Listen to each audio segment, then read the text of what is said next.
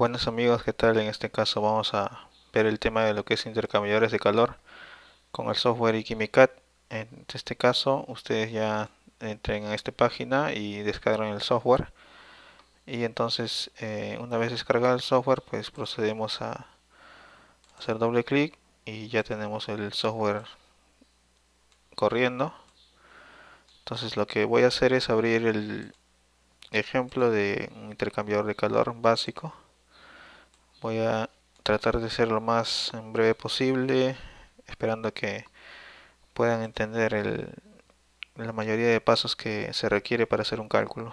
Bueno, voy a describir un sistema que ya está, como ven aquí, establecido. Tenemos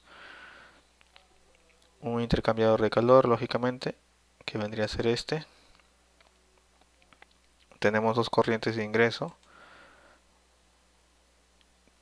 con la flecha negra en este caso y la flecha verde. Y dos salidas que vendría a ser la amarilla y la morada. ¿Qué es lo que ingresa? Pues ingresa etilenglicol a 82 grados, sale el etilenglicol a 68 grados por condiciones del problema. También ingresa tolueno a 27 grados y se calienta a 63 grados. Como pueden ver, el fluido caliente es el etilenglicol, que va de 82 grados a 68, calentando al tolueno, que vendría a ser el fluido frío, de 27 a 63. Entonces, el problema básicamente gira en torno a este, digamos que, argumento en el cual tenemos un fluido eh, frío que queremos calentar, eh, con esta cantidad de etilenglicol disponible, que vendría a ser 1.5 kilogramos por segundo de fluido. Entonces, si bien es cierto, aquí hay varias consideraciones. El tema de intercambiadores de calores en realidad es bastante extenso, pero yo trato de hacerlo más eh, sencillo posible, práctico posible. Entonces vamos a ir a herramientas, transmisión de calor, doble tubo. Tenemos acá un cuadro de diálogo que, como pueden ver, si yo hago la selección eh, de los parámetros, en este caso voy a seleccionar en el segundo list box o esta lista, voy a seleccionar el fluido caliente, en el tercero el fluido frío. Entonces, el glicol, que es el fluido caliente, colocaré su temperatura alta aquí y su temperatura más baja aquí. Igual manera del fluido frío, en ese orden, temperatura más alta aquí y temperatura más baja aquí. Y voy a colocar la masa que es conocida, en este caso del fluido caliente, del etilenglicol, que es 1.5133. Estos demás datos, que vendría a ser el diámetro de la tubería externa en milímetros, el diámetro de la tubería interna, el espesor de la tubería que se está considerando, pues son datos que usted debe proporcionar, que supuestamente usted ya lo tiene, porque son los materiales que usted dispone para hacer el intercambiador de calor. Tenemos aquí una caída de presión permitida de 15 psi.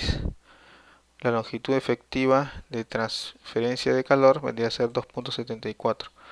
Resistencia térmica por incrustaciones. Tengo acá una resistencia que ustedes la pueden cambiar, que digamos que es una resistencia en sí del equipo en sí. La conductividad del material, en este caso del fierro, digamos así, o del hierro, que por lo general se hacen o se fabrican los intercambiadores de calor, vendría a ser este. Estos parámetros todos ustedes lo pueden cambiar y pueden ir probando con diferentes configuraciones. Entonces, como ven, ya tenemos los datos de acuerdo al problema que se nos ha planteado. En este caso no conocemos el fluido frío o el flujo del fluido frío, cuántos kilogramos por segundo se van a calentar, que eso es, digamos, esa es la pregunta del problema. Entonces yo en la carpeta voy a borrar un cálculo que ya había hecho anteriormente. Lo que pasa es que aquí al momento de hacer los cálculos ustedes ponen aceptar y ya se proceden a hacer los cálculos, y acá estos valores que ven aquí, que son valores internos de los cálculos dentro del programa, que no necesariamente es para comentarlos en este momento, pero todos estos van a estar en el reporte, y el reporte se saca presionando donde dice reporte. Entonces acá tenemos ya los cálculos que vamos a ir acá sí ya con detenimiento podernos explicar. Bueno, esta es la fecha de hoy. El cálculo de equipo de transferencia de calor, intercambiador de doble tubo, con los datos generales, que vendría a ser diámetro de tubería externa 60.3 milímetros, diámetro de tubería interna 43 milímetros, el espesor de pared de estas tuberías vendría a ser 3.25, que esto ustedes lo sacan de la cédula del intercambiador de calor. Ahora, la pérdida de presión permitida, que en CPCI, la longitud efectiva de transferencia 2.74 metros, resistencia térmica por incrustaciones en metros cuadrados por grado Kelvin sobre watts 0.0001761. Conductividad de material 45 watts por metro cuadrado por grado Kelvin por metro. Que ya ustedes en el tema de transferencia de calor ya saben a qué se refiere este coeficiente, o esa conductividad, perdón, que vendría a ser cuánto puede conducir el metal, en este caso el hierro, para, para estos, en este tipo de equipos. Es típico del material simplemente. Ahora, el fluido caliente viene a ser el etilenglicol, que el cual hemos establecido nosotros al seleccionarlo acá primero, en la segunda lista o cuadro de lista.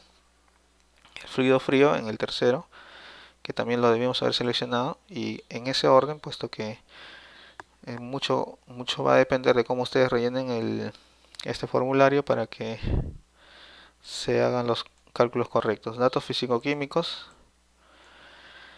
Acá sí hay que explicar algo, mire. Acá me dice viscosidad del fluido caliente, en este caso del etilenglicol, porque el etilenglicol es el fluido caliente. Se va a calcular a la temperatura promedio de entre 82 y 68, que vendría a ser 75. ¿Cómo se calcula esto? Ustedes pueden ir a herramientas, pueden ir a conversiones. En conversiones ya tengo acá seleccionado el etilenglicol a la temperatura. Bien, la temperatura, mmm, la temperatura es la temperatura promedio. A ver, vamos a ver. Sería 75, ¿no es cierto? Eso es lo que hemos calculado. Lo coloco aquí y me voy a su propiedad que me dice viscosidad. Acá tengo viscosidad de vapor, viscosidad de líquido. Bien, ya tengo la seleccionada la propiedad, ya puse la temperatura y estamos hablando de etilenglicol. Pongo calcular y me aparece 0.003448. Si se fijan acá es el mismo valor.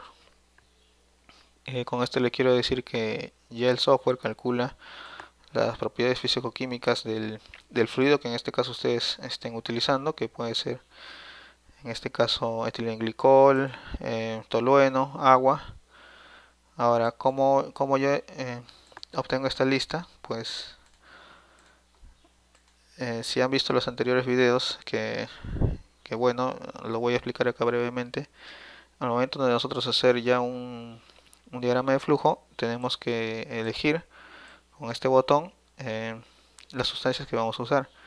En este caso yo podría incluir acá a la lista metano y podría hacer clic aquí donde dice agregar a lista y ya se agrega. Pongo aceptar y eso será todo. Ahora, cada vez que yo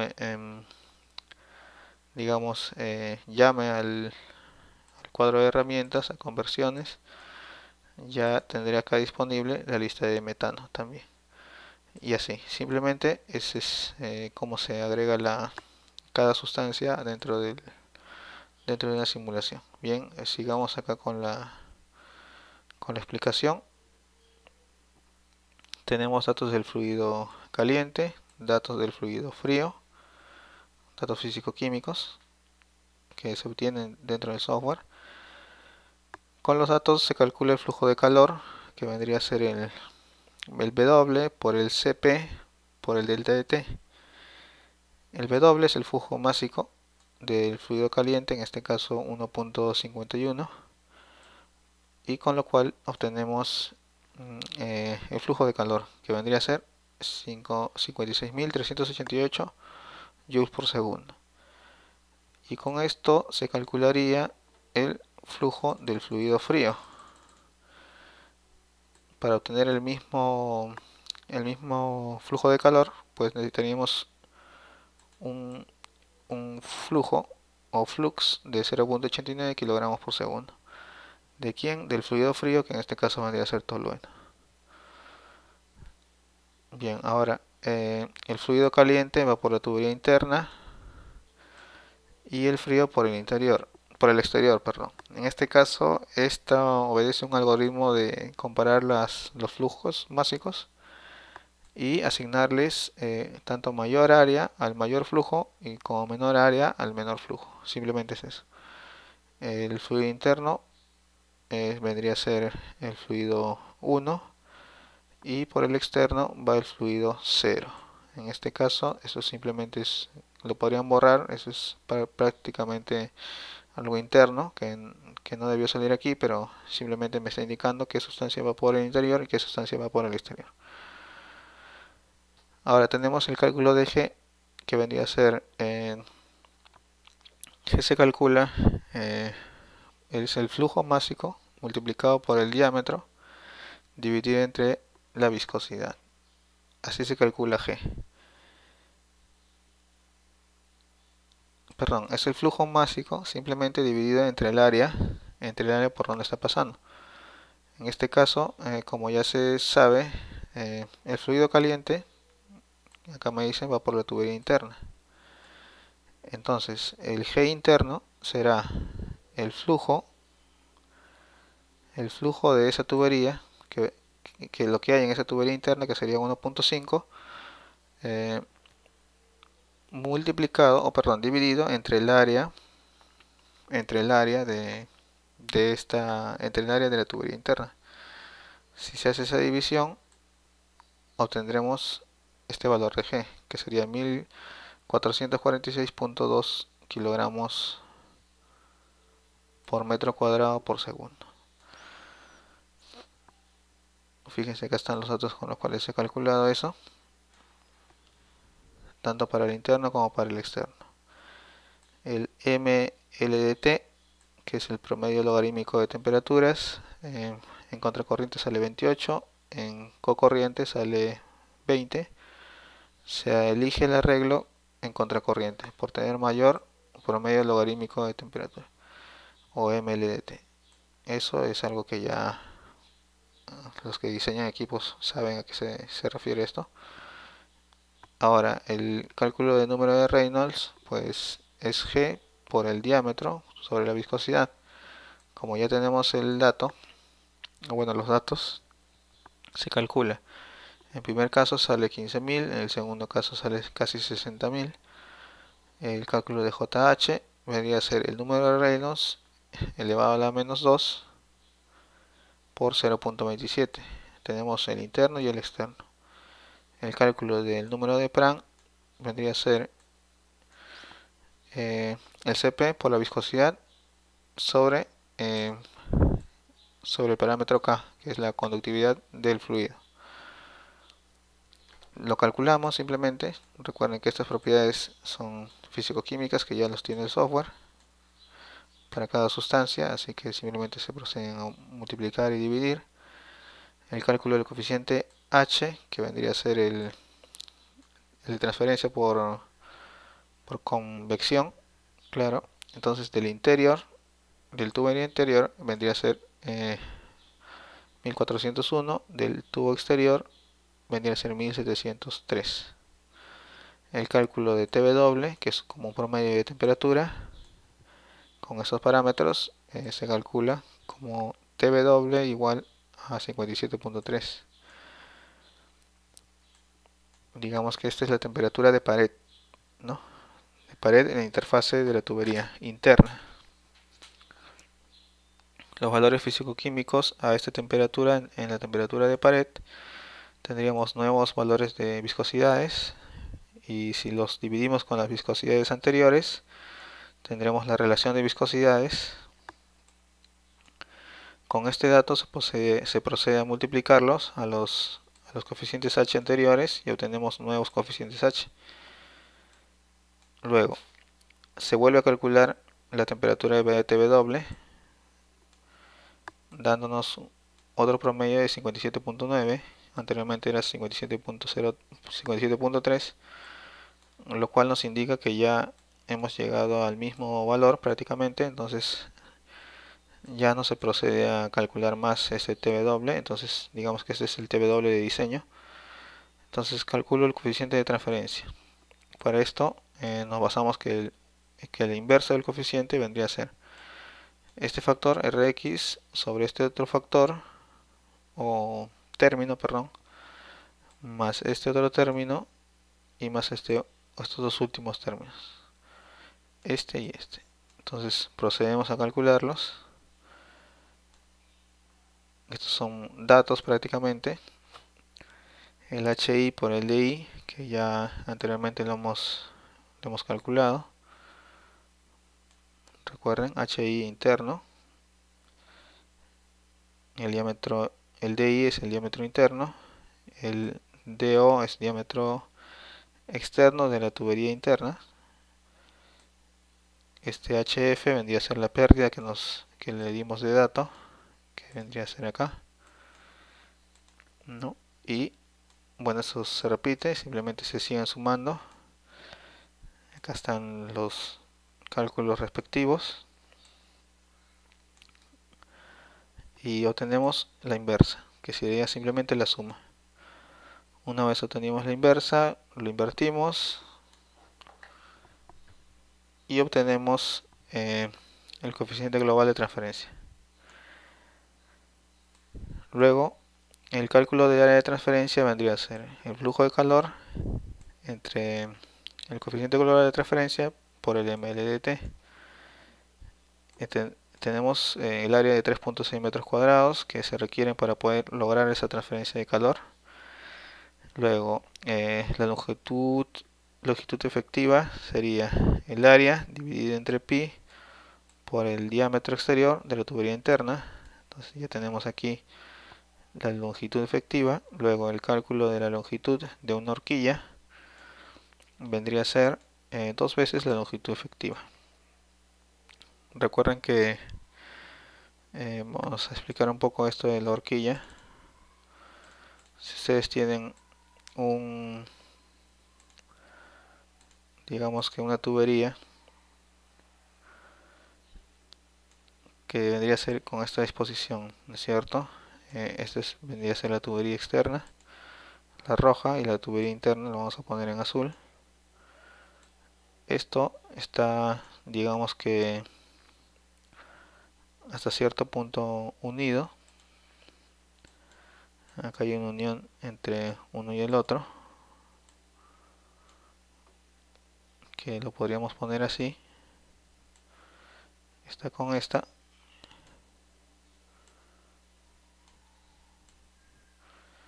Y esta con esta. Entonces, esta digamos, vuelta representa una horquilla. Y ustedes pueden tener varias horquillas. Esta sería una segunda horquilla. Y para bueno, hacer eh, para conectar con una horquilla anterior, pues simplemente lo que hacen es, espero que se pueda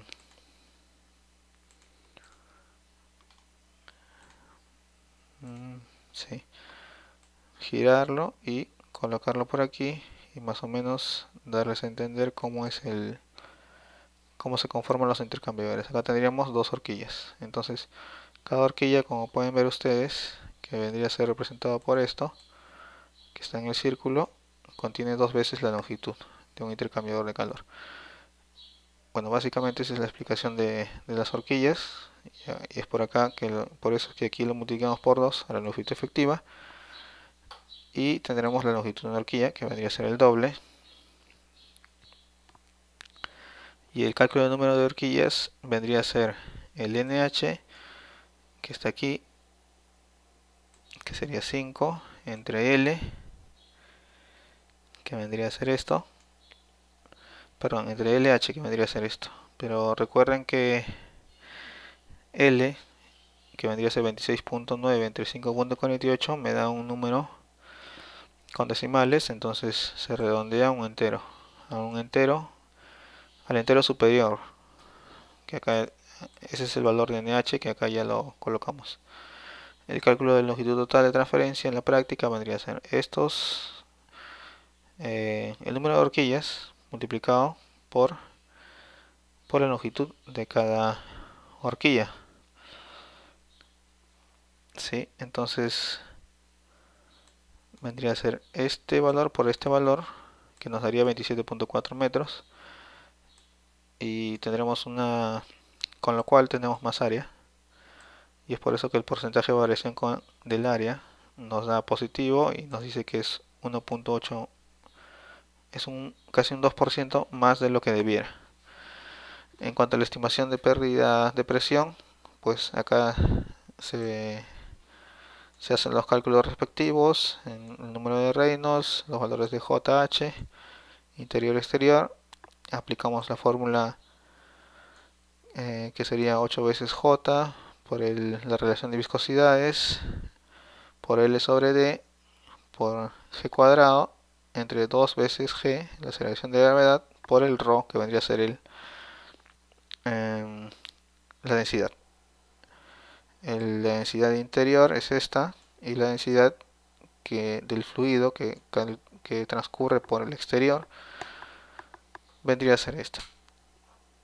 Hallamos el delta de P interior en kilogramos fuerza por metro cuadrado, y también lo colocamos en PSI. Como nos indica acá, sale de 4.24 y nos dice que una pérdida permitida es de 15. Entonces estamos dentro del rango. Y bueno, espero que este sería el fin del cálculo y les sirva de alguna utilidad. Y nos quedamos a la espera de sus comentarios. Muchas gracias y hasta la próxima.